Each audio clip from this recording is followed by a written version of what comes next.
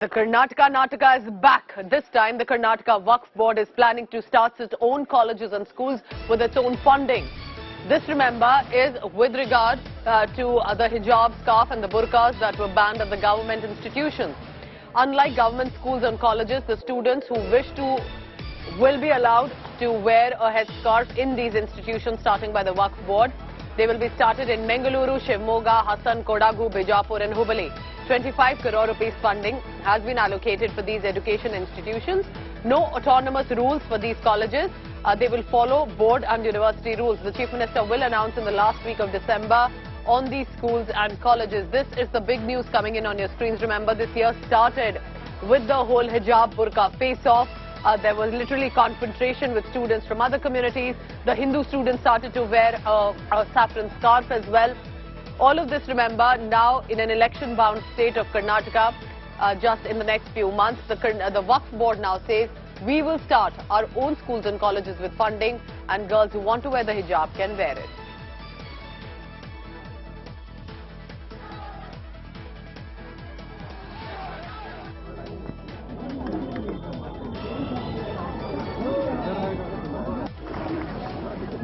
The decision was being taken after the hijab fallout in the state of Karnataka, where there was No. Okay. There is no connection with the hijab issue. Hijab protest, I mean to say. Yeah.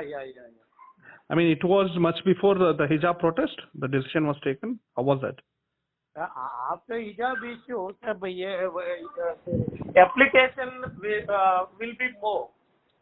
Okay. And sir, another question is that whether Muslim students are allowed in these colleges or everybody is allowed in this college? Every student. Every student. Yeah. Okay, and it will be following the university rules. Nothing like you have any kind of autonomous rule or anything. No. University, what is the general school and colleges rules? Okay. That's applicable in this school and college also. Okay, sir. So when you are going to start this, sir, the construction? CM will announce December last week, inshallah. Last week. Yeah. Okay, sir. Okay, and what is the fund allocated for this, sir? How much you told? 25 crores from Waqf board. Okay, and even the government is giving you funds for this? No. Waqf board fund. 25. Waqf board. Okay, fine. So Sagai Raj in conversation with the authorities that are trying to manage and pull off the new schools and colleges. Let's quickly bring in Sagai for the latest on that.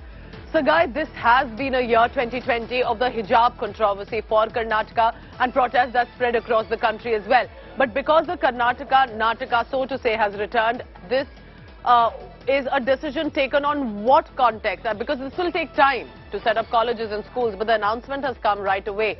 So what is the plan? Because I must also add here, aren't there minority community institutions that already have that specific option to girls and women to flaunt their religious symbols? It's only for government schools that this option is not available. So how will the Waqf board have different schools then? Sagai. Waqf board says that after hijab fallout, probably he is not mentioning that, but what we get to learn is after hijab fallout, they are contemplating to start this particular schools and colleges, and this will be constructed on the Waqf land, because Waqf have enough land in the state of Karnataka. And talking about your question about how different it is going to be. See, remember in all these schools, there is a management committee, there is a committee which will decide the dress code.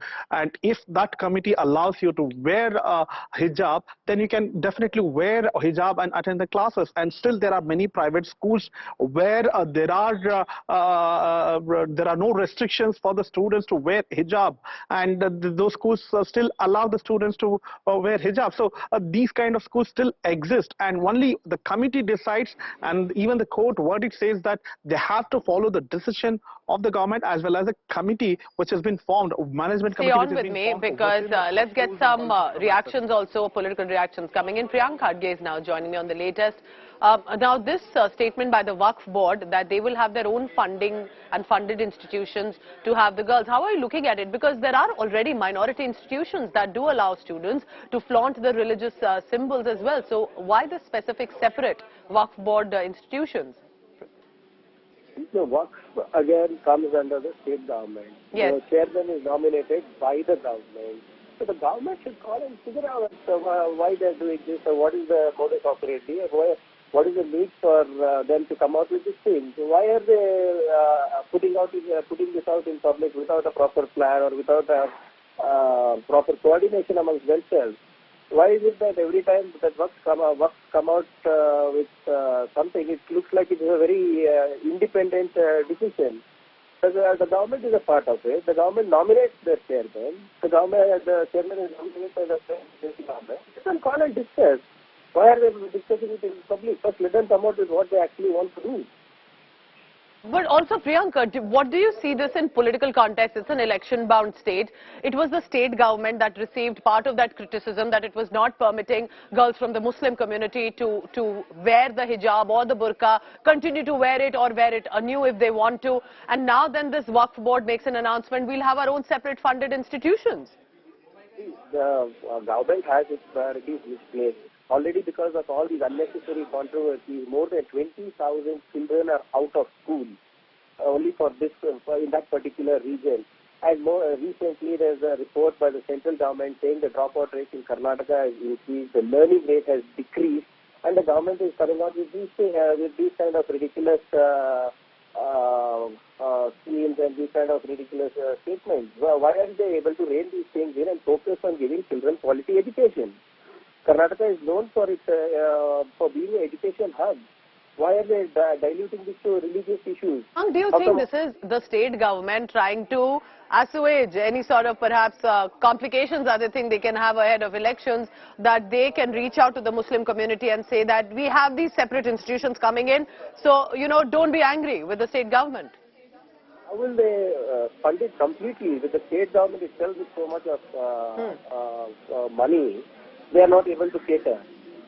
So even if they intend to do this along with the government or whatever it is, let the government come out with a clean framework. No, let them put it up for discussion in the assembly. Okay.